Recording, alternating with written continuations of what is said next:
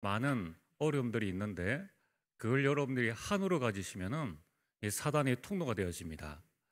그것을 반드시 우리는 언약으로 바꾸어서 언약적 한을 가져야 하는 것입니다. 자, 오늘 먼저 서론으로 제가 2층 사무실에서 이렇게 근무를 하고 있는데요. 2층 사무실에 가면 제 책상이 있습니다. 제 책상 밑에는 이렇게 유리 밑에 두 가지가 있는데 누가 기도 부탁을 하면은 그 기도 제목들을 그 유리 밑에 넣어두고요. 또 하나는 그 요나단 에드워드 가문의 이야기를 중직자 편지에 나온 것이 있는데 그걸 제가 넣어둡니다. 그건 벌써 몇 년 됐어요. 계속 제가 이 책상을 보면서 그래 이런 가문을 내가 응답을 받고 만들어 나가야 됐다라는 그 결단으로 그걸 이제 놓아둡니다. 이 에드워드 가문이 어떤 가문인가 하면은 이 미국의 뉴잉글랜드 지역에 두 친구가 있었습니다. 한 명은 이 맥스 주크이고 또 한 명의 이름은 요나단 에드워드입니다. 근데 이 두 사람의 인생이 가문의 방향을 완전히 바꿔놓았습니다. 독실한 기독교인이었던 이 에드워드는 이 더그데일이라는 사람이 그 가문을 이렇게 연구를 했는데 그 200년 동안에 그 가문을 연구를 해보니까 그 에드워드로부터 시작되어진 200년 동안의 후손이 617명을 두었는데 거기에서 대학 총장이 12명, 교수가 75명, 의사가 60명, 성직자가 100명, 그리고 군대 장교가 75명, 저술가가 80명, 변호사가 100명, 판사가 30명, 공무원이 80명, 하원의원이 3명, 상원의원이 1명, 미국의 부통령이 1명 배출되어졌습니다. 그런데 반면에 이 신앙이라고는 전혀 없는 이 방탕했던 주크 가문에는 그 200년 동안에 1292명의 후손을 두었는데 이미 유아 때 사망한 사람이 309명, 직업적인 거지가 310명, 불구자가 440명, 매춘부가 50명, 도둑이 60명, 살인자가 70명, 또 그저 그렇고 그런 사람이 53명, 오직 20명이 장사를 했는데 그 중에서도 10명은 감옥에서 배운 기술로 장사를 했다고 합니다. 이처럼 이 한 사람의 인생의 발자취가 그 가정 가문에 얼마나 큰 영향을 남겨주는가 하는 부분들을 볼 수 있습니다. 우리가 당시에 볼 때는 별거 아닌 것 같죠. 근데 이것이 200년을 딱 지나고 나니까 가문의 큰 방향들이 완전히 이렇게 달라진 것입니다. 자, 그렇다면은 오늘 여러분들이 이번 5월에는 우리가 1년에 한 번, 한 달 동안은 좀 깊게 나 자신과 가정과 가족과 가문을 생각을 해봐야 됩니다.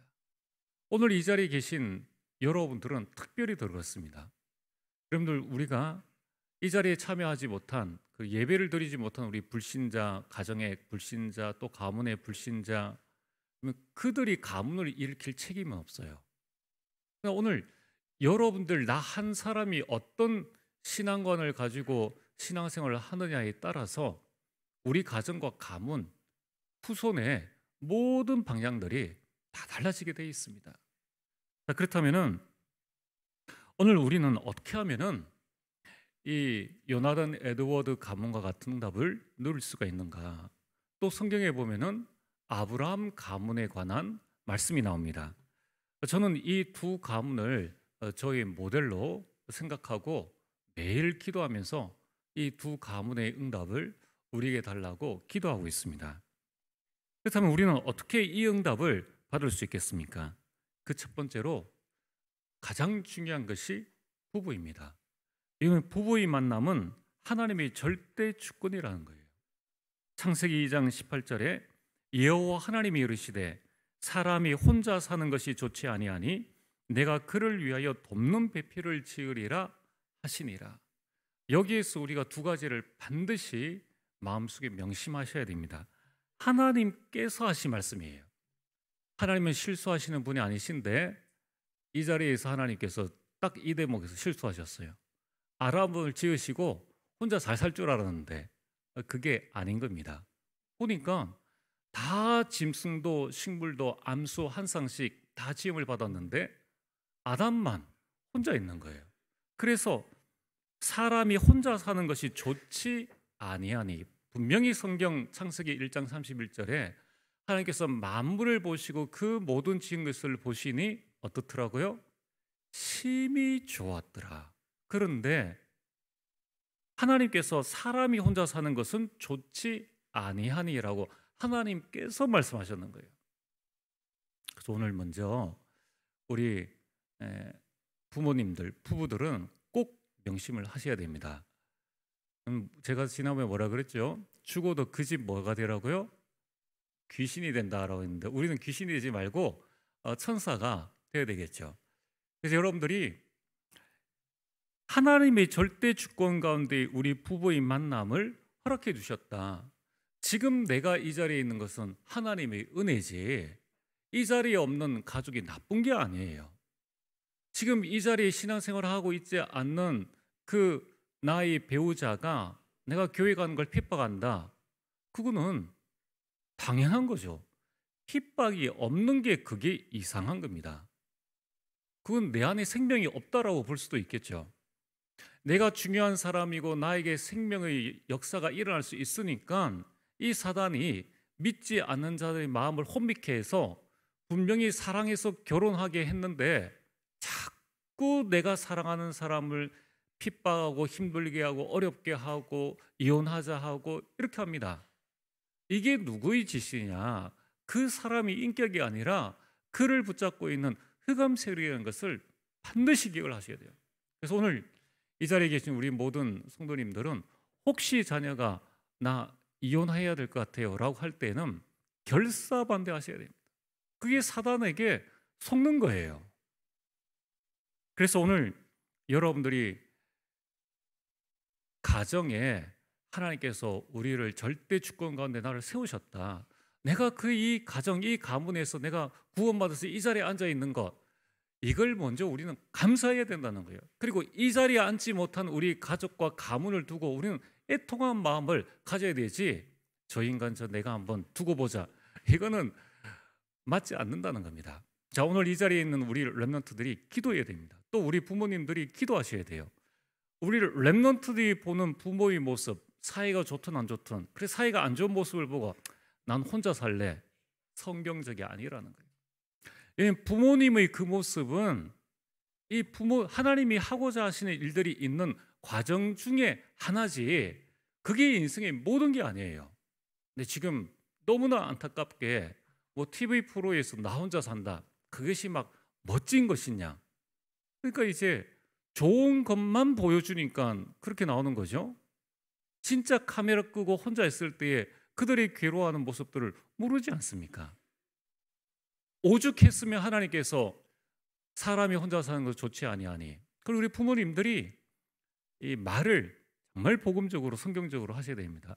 내 결혼 생활이 힘들다고, 야, 네 결혼하지 마, 이게 사단의 말이에요. 솔직히 말씀드려서.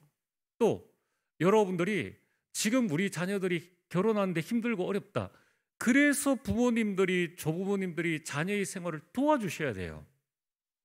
지금 많은 젊은이들이 이것도 이제 속는 건데, 자식 많이 키워봤자 소용이 없다, 그리고 자식 키우는데 돈이 너무 많이 든다, 이러한 잘못된 세상의 생각들을 부모님이 바꿔주고 여러분들이 내 노년에 내 편하게 살아야 되겠다, 그게 아니라 야, 너희들이 자녀 낳고 싶은 대로 낳아, 4명, 5명, 6명 아무 상관없어, 내가 마음껏 네 경력 단절 되지 않도록 도와줄게.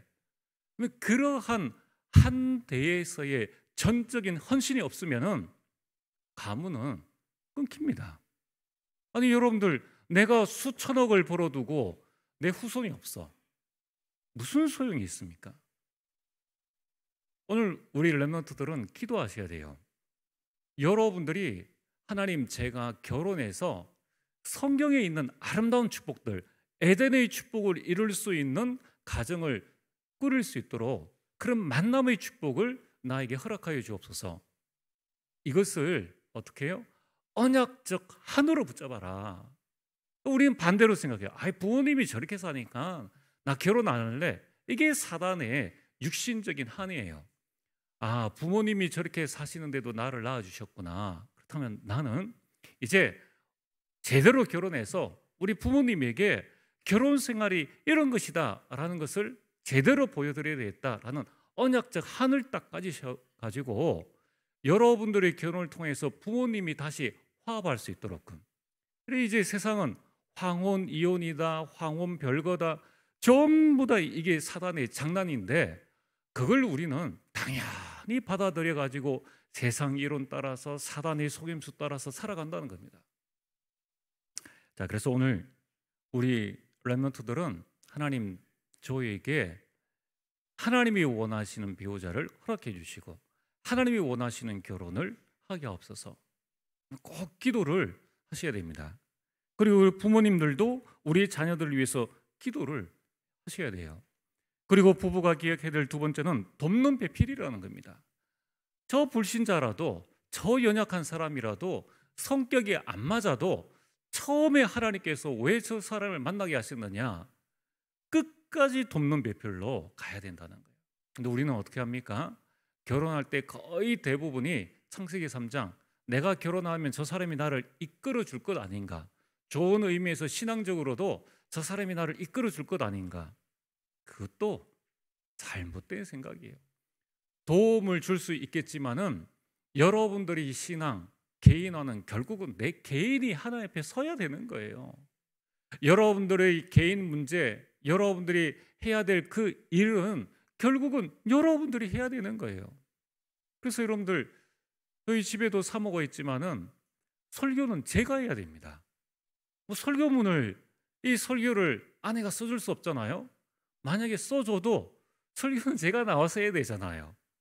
돕는 배필이지 그걸 가지고 왜 나를 도와주지 않느냐, 왜 나에게 섭섭하게 하느냐, 이런 모든 부분들이 결국은 뭡니까?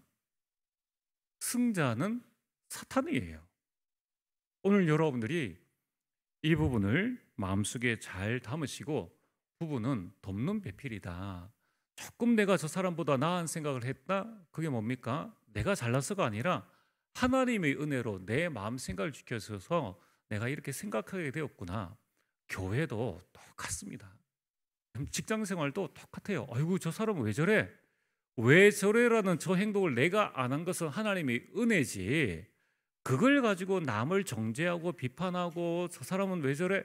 그러면은 사단이 제일 좋아하는 것이라는 거예요. 두 번째는, 자, 그런 부부의 만남을 통해서 가족의 만남.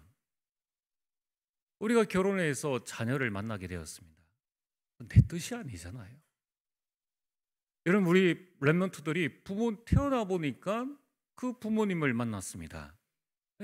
그 가정의 만남, 우리 친척들과의 그 만남, 그 모든 만남은 그 안에는 하나님의 절대 계획이 있다는 겁니다.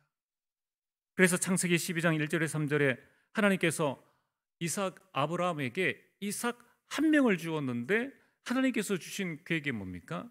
내가 너로 큰 민족을 이루게 하겠다. 아니, 큰 민족을 이루게 하셨으면은 다산하게 하셔야 되는데 이삭 한 명만 주셨는 거예요.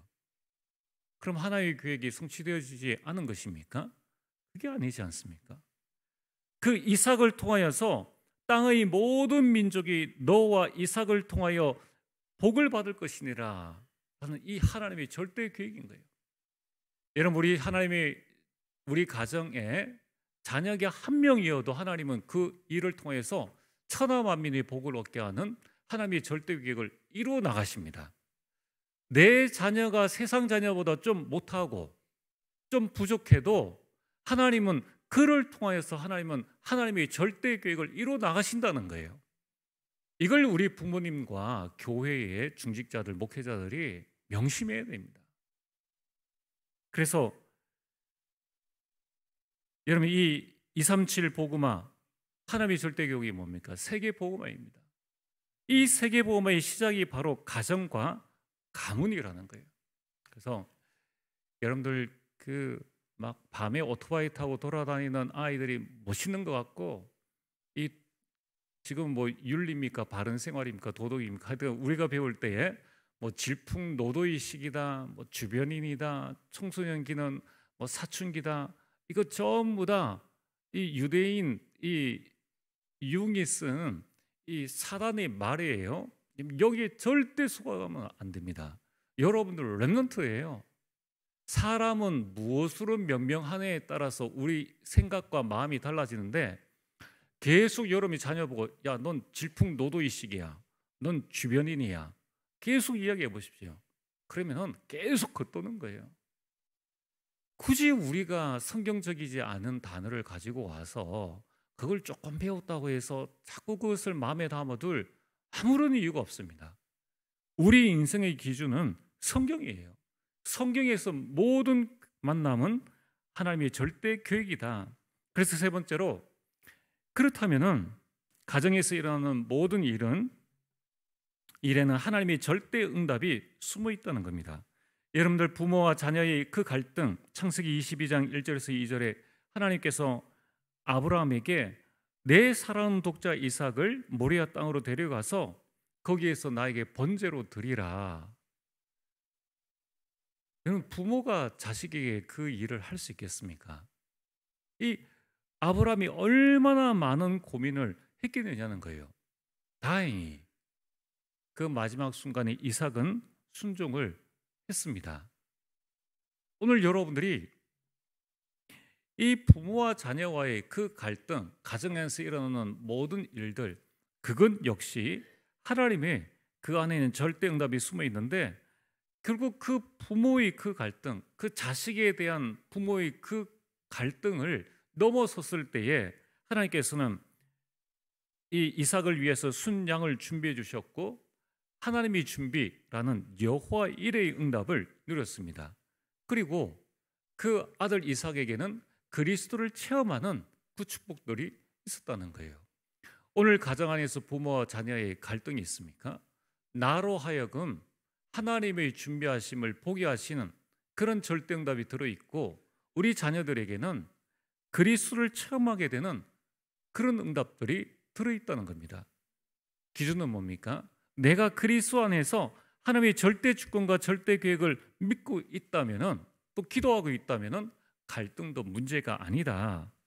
또한 창세기 27장 15절에서 20절에 이 부모의 편애와 부부의 갈등이 있습니다. 여러분, 우리가 부부가 살아가면서 갈등이 없겠습니까?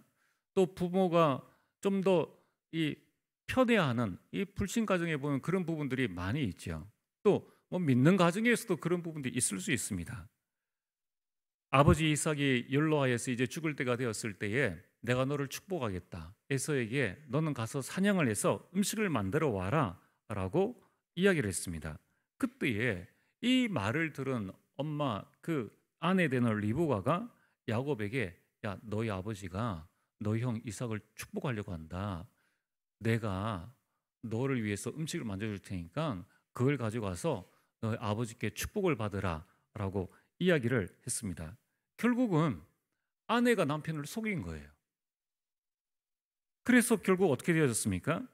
이 아내는 야곱을, 이 이삭은 에서를 편애하면서 그 부부 갈등들이 이제 일어난 것입니다.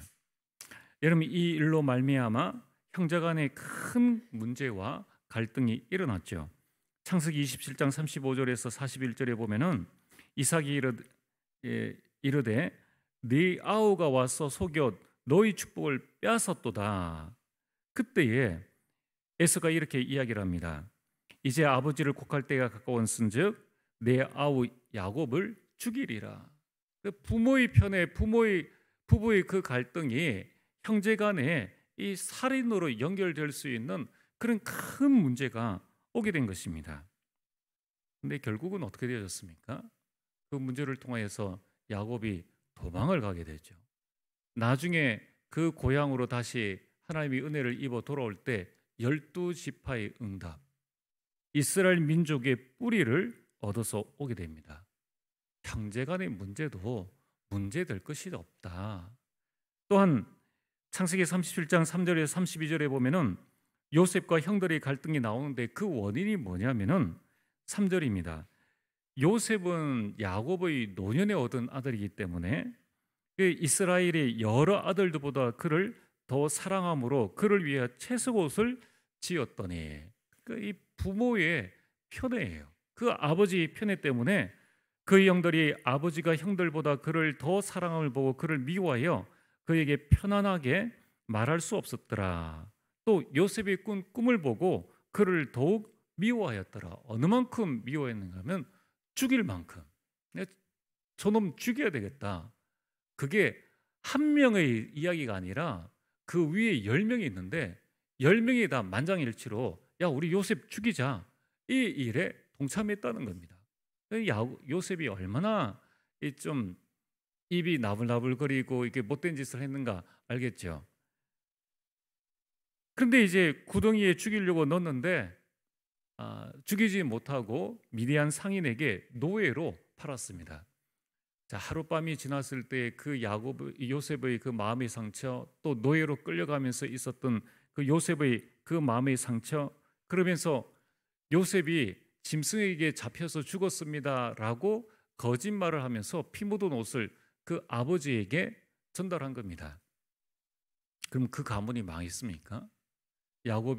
요셉이 애굽에 가서 애굽 복음을 하게 되었고 결국 흉년된 그 이스라엘의 70명 되어지는 그 가문을 애굽으로 다 초청해서 가문 복음화를 이룬 것입니다. 오늘 여러분들 우리에게 일어나는 부부 간의 어떤 갈등이라든가 부모와 자식 간의 갈등이라든가 또는 형제들 간의 그런 모든 갈등도 주 안에서는 합력하여 선을 이룬다는 겁니다. 거기에 우리가 너무 민감하게 편을 든다거나 이것이 큰 문제인 것처럼 여러분들이 생각할 필요가 없다는 겁니다. 그 안에서 여러분들이 더욱 언약 붙잡고 기도하시면 된다는 거예요. 그래서 오늘 이 자리에 참여한 우리 모든 가족들은 이 가족은 세계 복음을 위한 한 팀이다. 원팀이라는 거예요. 이것은 하나님의 절대 주권이고 하나님의 절대 계획이고 하나님의 절대 응답이라는 겁니다. 그렇다면은 자녀들이 할 일이 있습니다. 어렵지 않습니다. 에베소서 6장 1절에 3절에 자녀들아 주 안에서 너희 부모에게 순종하라. 이것이 옳으니라. 내 아버지와 어머니를 공경하라. 이것이 약속이 있는 첫 계명이니 이로써 내가 잘되고 땅에서 장수하리라. 얼마나 쉽습니까?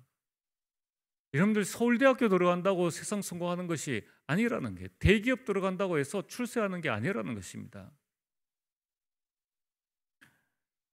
여러분 이 땅에서 잘되고 내가 무병 장수할 수 있는 것은 부모의 말씀에 순종하는 것이다. 여러분들 부모 중에 나 밥 먹고 싶어야 하는데 흙을 줄 부모는 아무도 없습니다. 고기 먹고 싶다고 하는데 뱀을 줄 부모는 아무도 없다는 거예요. 근데 이상하죠. 왜 부모님의 말씀에 순종이 안 될까? 그게 분명한 건 성령의 역사는 아니라는 거예요. 그게 나의 영적 상태라는 것입니다. 그 아이의 심성이 나빠서가 아니라 그 아이가 또 여러분 렘넌트 나 자신의 영적인 상태가 세상 속에 너무 노출되어 있고 이 두루다니며 삼키살 찾는 이 사탄에게 나도 모르게 영적 상태가 노출되어 있기 때문에 부모님의 말씀이 나도 모르게 그냥 화를 내고 분노하게 된다는 거예요. 여러분들이 나 자신을 잘 발견을 해서 부모님의 말씀에 순종하자. 이것이 땅에서 잘되고 장수하는 비밀이다. 두 번째는 부모가 할 일이 있습니다. 에베소 6장 4절에 또 아비들아 너희 자녀를 노엽게 하지 말라. 화나게 하지 말라. 오직 주의 교훈과 훈계로 양육하라. 그래서 다그치지 말고 이해하고 수용하고 이러면 잘 양떼 같은 우리 아이들을 잘 주의 말씀으로 양육하라는 거예요. 그래서 신명기 6장 4절에서 9절 말씀처럼 광야 운동을 하라는 겁니다. 다른 것이 아닌 하나님의 말씀과 복음을 각인하고 뿌리 내리고 체질될 수 있도록끔 자꾸 만들어주라는 거예요. 그래서 여러분들이 가정에 복음의 망대를 세우시길 바랍니다. 자, 오늘 본론에 육신적인 한은 상처로 남습니다. 오늘 우리 가정에 있었던 모든 일들을 여러분들이 그냥 마음에 한으로 가지고 있으면은 그것은 반드시 상처가 되어지는 거예요. 이 한이 뭡니까? 억울하고 원통한 일을 당하여 원망과 한이 응어리진 마음입니다. 내 마음에 응어리가 가득 찬 그걸 보고 한이라고 이야기를 하는데, 그 육신적인 한은 상처로 남지만은 언약적 한은 응답으로 남는다는 거예요. 그래서 여러분들이 언약을 붙잡고 언약적 한으로 하나님의 응답을 여러분이 붙잡으시길 바랍니다. 여러분들, 왜 우리가 가정에 갈등과 어려움이 많습니까? 여러분, 사탄의 한이 있다는 거예요. 우리가 가지고 있는 이 한보다 죄송하지만 사탄의 한이 훨씬 더 강하다는 겁니다. 그게 뭡니까? 사탄의 정체는 이사야서 14장 12절에 그 찬양을 담당하던 천사이죠. 그가 교만하여서 하나님을 대적하다가 땅으로 쫓겨난 타락한 천사입니다. 그러니까 이 천사가 기계가 아니기 때문에 이 하나님의 자리를 보니까 내가 하나님이 되고 싶다. 하나님께 대적할 만큼 힘이 있는 존재입니다. 그 존재가 하나님을 대적하다가 어떻게 해요? 지금 이 땅에 쫓겨나서 그 세력과 그 힘을 그대로 가지고 있는데, 그가 하는 일이 뭡니까? 요한복음 10장 10절에 도둑질하고 죽이고 멸망시키는 거예요. 그래서 이 12가지 문제로 내가 하나님은 이길 수 없지만은 하나님이 가장 사랑하시는 존재 인간은 내가 철저하게 내가 멸망시켜야 되겠다. 그래서 유괴범이 아이들을 유괴해 나가지 않았습니까? 그래서 이 사탄이 인간을 철저하게 멸망시키는 것을 마음의 한으로 두고 있는 거예요. 그래서 어느 정도냐면은 예수님께서 육신을 입고 이 땅에 오셨을 때에 이 사탄이 이때다 싶어가지고 지금이 기회다. 그래서 육신적인 것을 가지고 육신을 입고 있는 그 예수님을 시험할 정도로 한을 가지고 있었다는 거예요. 오늘 그렇다면은 하나님이신 예수님이 육신에 갇혀 있는, 그래서 이제 마음대로 할 수가 없잖아요. 배도 고프고 높은 곳에 올라가면 두렵기도 하고 그 육신적인 부분들을 이용해 가지고 이 하나님을 무너뜨리려고까지 했다면은 오늘 저와 여러분들 무너뜨린 것은 사단에게는 식은 죽 먹기입니다.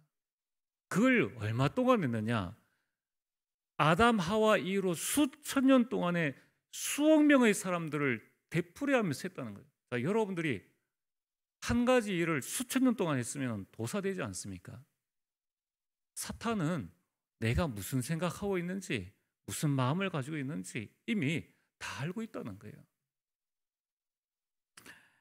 그래서 특별히 불신자뿐만 아니라 성도에게는 이 하나님이 주신 축복을 빼앗아갑니다. 고린도전서 2장 12절에 너희에게 은혜로 주신 것들을 알게 하려 함이라. 은혜로 주신 것을 알아야 되는데 사단이 우리에게 은혜로 주신 것이 무엇인지를 알지 못하는 거예요. 우리 랩몬처럼 생각해요. 여러분들 혼자 내가 고아가 되어졌다. 내가 태어나 보니까 아무도 없다.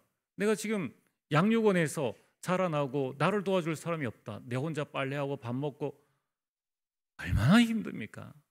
근데 여러분들이 부모님을 주셨다. 얼마나 하나님의 은혜로 주신 것, 그것도 믿는 가정, 믿는 가문에 주셨다. 얼마나 큰 축복입니까? 또 하나님께서 우리에게 자녀를 주셨다.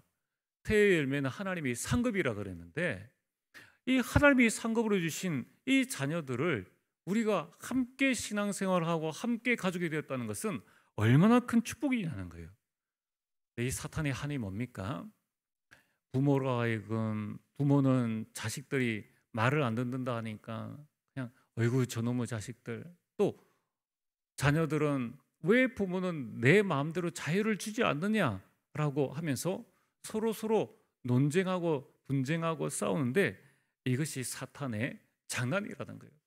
여러분 가정 가문, 우리가 은혜로 구원받은 것은 어쩔 수 없지만은 사단은 우리가 은혜 받은 그것을 누리지 못하도록 하는 데에는 베드로전서 5장 8절 말씀처럼 우는 사자같이 두루다니며 여러분의 자녀, 여러분의 가정의 모든 축복들을 빼앗아가는 거예요.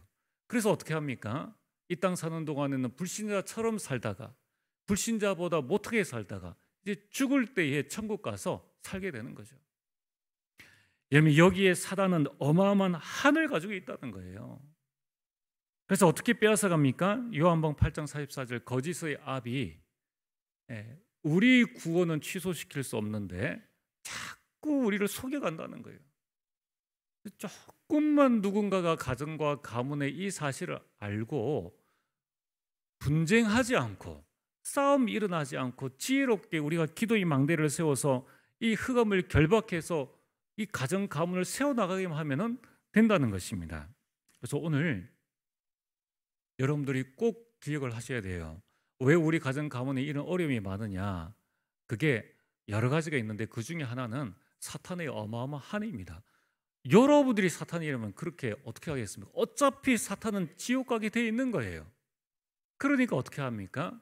하나님이 사랑하신 자들 끌고 이 땅에서는 구원받은 자들은 철저하게 불신자보다 못한 삶을 살게 하고, 그리고 불신자들은 속여가지고 지옥으로 끌어가는 것이 이게 사탄의 피 맺힌 한이라는 거예요. 사탄은 지금 몇천 년 동안의 그 한을 가지고 인간을 괴롭히고 있는데 우리는 지금 겨우 복음 또 신앙생활 몇 년 한 그것 가지고 사탄의 한을 이길 수 있겠습니까? 우리가 그냥 가만히 있는다고 해서 이 사탄이 물러가겠습니까? 그렇지 않다는 거예요. 우리가 죽는까지 사탄 지치지 않고 24시 끊임없이 우리 자식과 우리 손주들을 노략질하고 있는데 우리가 가만히 누워서 여러분 우리가 기도도 하지 않고 그럴 때가 아니라는 거예요. 여러분 우리가 정말 이 일에 마음 닿지 않으면은 어느 날입니다. 어느 날 내 후손이 내 제삿날 차려가지고 밥에 숟가락 꽂는 그날이 올지도 모른다는 거예요. 오늘 두 번째로 한나의 잘못된 한입니다. 오늘 이 한나를 보시길 바랍니다. 한나가 속았어요. 자식이 없었습니다. 이것이 한나의 약점이죠. 여러분들 무자식이 상팔자라고 하지만은 이 시대에는 자식이 재산이었어요. 자식을 못 낳는 사람들은 수치고 또 버림받는 그 시절이었습니다. 그래서 한나는 자식이 없는 그 자식에 대한 한이 있었습니다. 근데 이것은 한나의 약점이 아니에요. 근데 한나는 이것을 자신의 약점이라고 생각을 했습니다. 그래서 어떻게 했습니까? 이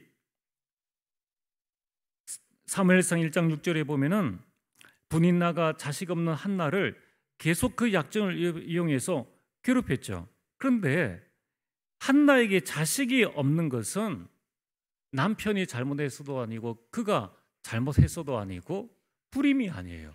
그것은 하나님께서 그에게 자식을 주시지 않았다는 겁니다. 사무엘상 1장 5절에 그러나 여호와께서 그에게 임신하지 못하게 하시니, 여기에 하나님의 계획이 있다는 거예요. 자, 그래서 오늘 한나의 이 괴로움은 자식이 없는 거였는데 우리 가정에 하나님께서 자식을 주셨다. 얼마나 큰 하나님의 계획과 축복입니까?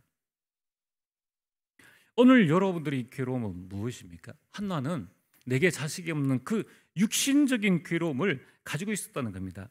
근데 이 육신적인 한이 얼마나 큰 영적인 손해가 되어지느냐? 예배를 놓쳐버리는 거예요. 사무엘상 1장 7절에 보면은 유대인들은 매년 하나님 앞에 나아가서 제사 지내는 예배드리는 그 시간이 있습니다. 매년 한나가 여호와의 집에 올라갈 때마다 남편이 그같이 하며 분인나가 그를 격분시킴으로, 분인나는 아들 낳았으니까 남편에게 문제가 없는 건 맞죠.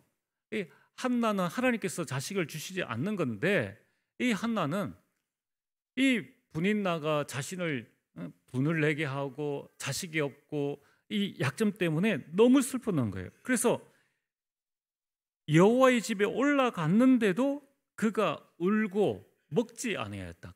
얼마나 마음에 한이 있으면은 먹지 아니하였다. 여러분들 언제 안 먹습니까? 뭐 다이어트 한다고 안 먹는 경우도 있는데 그건 얼마 못 가잖아요. 마음에 한이 가득 차 있으면은 식욕을 전폐하고 하는데 지금 이 한나의 마음속에 어느 정도냐면은 하나님의 전에 올라갔는데 예배를 드릴 수 없을 정도로 그 마음에 육신적 한이 가득 차 있다는 것입니다. 그러나 오늘 여러분들이 이 한나보다 하나님의 마음이 더 아프시겠죠. 하나님은 한나가 하나님의 그 마음, 이 이스라엘 살릴 이 사무엘을 주시기를 원하시는데 그걸 알지 못하는 이 자식 한나를 볼 때 하나님의 마음이 더 아프시다는 거예요. 부모와 자식의 관계도 똑같습니다. 여러분 부모님이 나가서 너 사기쳐가지고 돈 벌어와 이런 말 안 하잖아요. 여러분들 이 자식이 부모의 말을 안 들을 땐 부모의 마음이 더 아프겠죠. 하나님의 마음이 지금 더 아프시다는 거예요. 이때 가장 기뻐하는 존재는 사탄입니다. 왜냐하면 자기 계획도 너무 잘 되어 지내고 있으니까. 여러분 우리 자녀들이 세상적으로 성공해서 신앙생활을 안 한다. 거기에서 그래 뭐 성공했으니까 그래 너 뭐 그렇게 좀 살아도 되지 않겠느냐. 이 사단이 가장 좋아하는 부분인 거예요. 여러분 우리가 일평생 한 번을 사는 인생인데 사단을 기쁘게 하는 인생은 되지 말아야 되지 않겠습니까? 여러분 이처럼 잘못된 한을 가지고 있으면은 예배의 축복도 놓쳐버리고 하나님께서 우리에게 주신 응답도 다 놓쳐버린다는 겁니다. 어떻게 해야 되겠습니까? 우리는 세 번째로 언약적 한을 가져야 한다는 거예요. 사무엘상 1장 10절에 이제 드디어 한나가 마음이 괴로워서 여호와께 기도하고 통곡하며 이전에는 슬피 울며 먹지도 아니하였는데 이제 그가 기도의 망대를 세우게 됩니다. 오늘 여러분들이 내가 할 수 없는 그 일에 좌절하지 마시고 여러분이 기도의 망대를 세우시길 바랍니다. 여러분들이 기도할 때 하나님께서 알려주십니다. 오늘 이 축복들을 여러분의 가정, 여러분 개인 마음속에 기도의 망대를 세워서 이 축복들을 꼭 누리시길 바랍니다. 이때 기도할 때에 한나가 1장 11절에 보면은 이제 서원합니다. 서원이 뭡니까? 하나님의 계획 앞에 내가 무릎을 꿇는 거예요. 서원하여 이르되 만군의 여호와여 만일 주의 여종의 고통을 돌보시고 나를 기억하사 주의 여종을 잊지 아니하시고 주의 여종에게 아들을 주시면 내가 그의 평생에 그를 여호와께 드리고 삭도를 그의 머리에 대지 아니하겠나이다. 이제 하나님께서 나로 하여금 잉태하게 하시면은 내 아이가 아닙니다.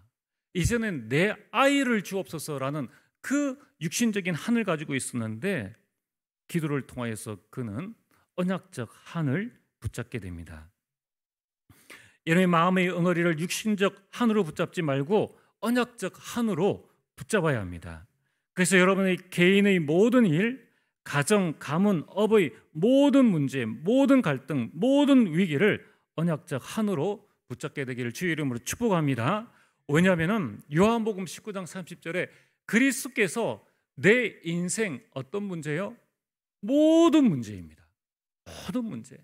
내 문제, 자녀 문제, 가정 문제, 가문 문제, 여러분 직장 문제, 내 인생 모든 문제, 질병 문제도 하나님께서 다 이루셨다. 그래서 우리는 사도행전 1장 1절 그래서 그리스도가 내 인생 모든 문제 해결자이시다. 이 땅 살아가는 동안에 사단 나라를 멸하는 오직 하나님 나라만이 우리의 가정에 임해야 된다. 나의 연약을 뛰어넘고 나의 한계를 넘어서는 오직 성령 충만, 이것을 여러분이 언약적 한으로 붙잡으셔야 돼요. 왜 문제가 있을 때 내 인생을 한탄하고, 원래 우리 인생은 지옥 갈 인생이지 않습니까? 또 우리가 구원받아 이제는 천국 가는 거예요. 이제 우리가 남아있는 언약적 한이 뭡니까? 내가 성령 충만 받아서 내가 우리 가정 가문을 살려야 되겠다. 이 언약적 한을 여러분이 붙잡으셔야 하는 것입니다. 또한 우리는 이면 계약을 언약적 한으로 붙잡아야 합니다. 왜 하나님께서 나를 우리 가정에, 왜 우리 가문에 보내셨는가? 거기에 하나님의 이면 계약이 있다는 거예요. 하나님께서 우리 자녀를 또 왜 우리 부모를 만나게 하셨는가? 우리가 생각하는 아이고 이 자식들, 왜 우리 이런 부모님들, 여기 이면 계약, 나를 향한 하나님의 이면 계약이 있다는 것입니다. 왜 하나님께서 우리 교회에 오게 하셨는가? 왜 내게 이런 직분을 맡기셨는가? 하나님께서 할 일이 없으셔서 그 일을 맡기신 것이 아니라는 것입니다. 왜 하나님께서 여러분들에게 문제를 주셨겠습니까? 왜 갈등을 주셨겠습니까? 왜 위기를 주셨겠습니까? 하나님은 여러분이 고통받는 것을 원치 아니하세요. 로마서 8장 28절에 모든 것이 합력하여 선을 이루 나가시기 때문에 오늘 여러분의 언약적 한을 붙잡고 절대 낙심하지 말고 속지 말게 되기를 주의 이름으로 축복합니다. 이제 여러분들이 평생에 해야 될 일이 뭡니까? 언약적 한을 작품으로 만들어라. 여러분 이 언약이 이 시이지 않습니까? 커버넌트입니다. 이 언약 속에서 여러분 개인과 가정과 가문의 비전을 붙잡게 되길 바랍니다. 내 인생이 이제 다 끝났다. 여러분 우리가 퇴직하고 은퇴하고 세상 사람처럼 살지 마시고 우리 은퇴하신 분들, 퇴직하신 분들, 내 평생에 나는 교회를 위해서 기도하고 헌신하고 이제 우리 후손과 우리 자녀들 위해서 내가 무슨 작품을 남길 것인가? 여러분 그 부분을 두고 기도하셔야 됩니다.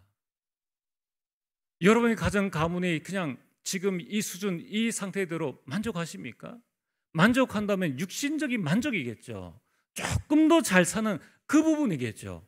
과연 여러분들의 자녀들이 정말 시대 살릴 주역으로 그 직장과 그 현장과 생명 살릴 주인공으로 지금 서고 있습니까? 그게 아니라면 뭡니까? 세상적으로 내 자녀가 1억 받는 회사에 다닌다. 그게 하나님과 무슨 상관이 있느냐는 거예요. 그걸로 내가 좀 더 우리 자녀가 노년에 편한 생활을 산다. 그게 무슨 상관이 있느냐는 거예요. 그보다 잘 사는 세상 사람을 훨씬 더 많이 있는데요.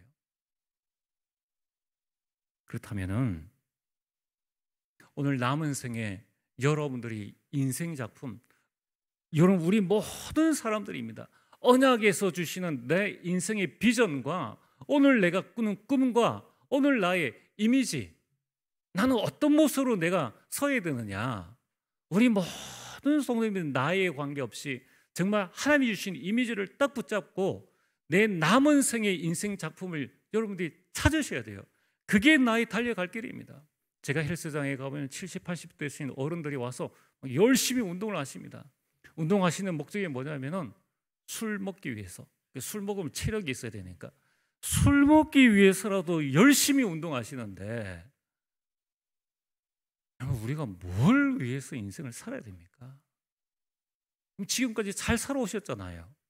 이제 우리 자녀들에게 정말 이 자녀들이 남길 수 있는 그 작품이 무엇인가? 이러면 요셉의 작품이 뭡니까? 요셉은 자기를 죽이려고 했던 또 노예로 판 그 형들을 만났을 때에 당신들이 나를 이곳에 팔았다고 해서 근심하지 마시고 한탄하지 마소서. 하나님이 생명을 구원하시려고 나를 당신들보다 먼저 보내셨나이다. 먼저 인생을 산 우리 중직자들, 먼저 부모된 여러분들이 하나님께서 당신들을 구원하시려고, 하나님께서 우리 가정 가문을 구원하시려고 나를 먼저 복음 알게 하시고 신앙생활 하게 하셨구나. 그렇다면은 남은 생의 나의 작품은 뭡니까? 요셉이 애굽에 와서 애굽 복음화의 작품을 남겼지 않습니까?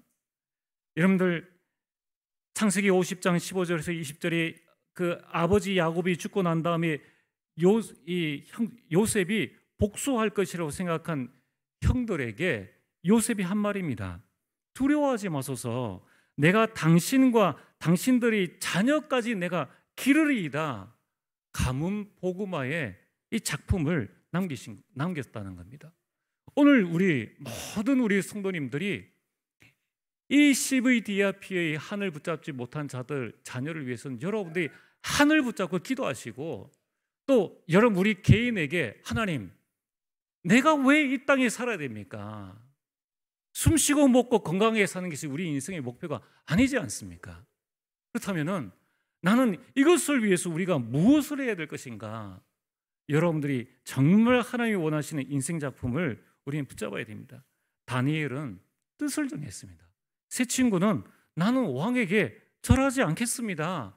죽음 앞에서 이러한 인생 작품을 남겼는데 결국은 그 왕이 하나님을 찬양하게 되었다는 거예요. 느부갓네살이 말하여 이르되 사드락과 메삭과 아벳느고의 하나님을 찬송할지라. 여러분들이 후손이 나의 아버지, 나의 어머니, 나의 할아버지, 나의 할머니 그 하나님을 나는 정말 찬양한다. 하나님은 안 보이시잖아요.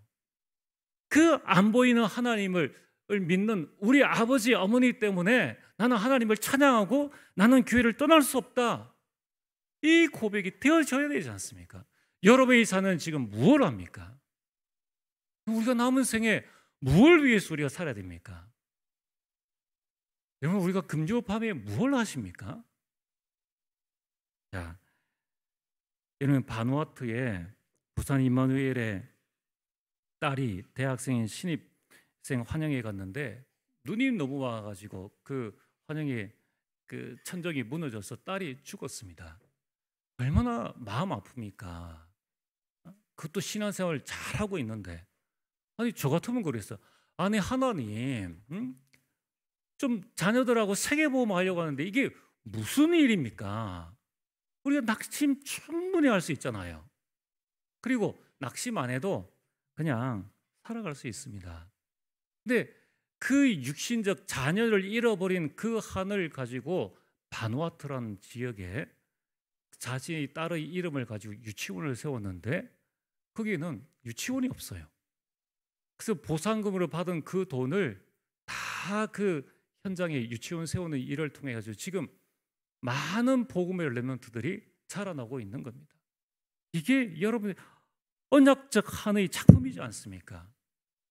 오늘 여러분이 우리 인생을 마감할 때에 나는 어떤 언약적 인생의 작품을 남길 것인가? 자녀에게 많은 유산을 남기겠지, 그게 언약적 작품이게 되겠습니까? 그럼 나는 무엇을 남길 것인가? 우리는 하나님 앞에 진실이 생각을 해봐야 한다는 것입니다. 그래서 오늘 여러분들이 이를 위해서 기도의 망대를 세우시길 바랍니다. 내 안에 뜻을 정하여서 특별 중시기도, 우리 가정과 가문을 살리는 기도의 망대, 교회에 지금 우리가 830 기도의 망대 특별 집중 훈련을 기도를 하고 있습니다. 그래서 여러분들이 이제 우리는 이사야서 60장 1절에 다른 것 아닙니다. 일어나셔야 됩니다. 여러분이 일어나서 내 안에 있는 생명의 빛, 창조의 빛을 비출 때에 우리 가정 가문이 살아날 줄 믿습니다. 기도하시겠습니다. 하나님 참으로 감사를 드립니다. 가정 가문 살리는 언약적 한을 가지고 남은 생에 또 우리 모든 가정이 살아나는 응답과 축복들 더하여 주옵소서. 예수님 이름으로 기도리옵나이다. 아멘.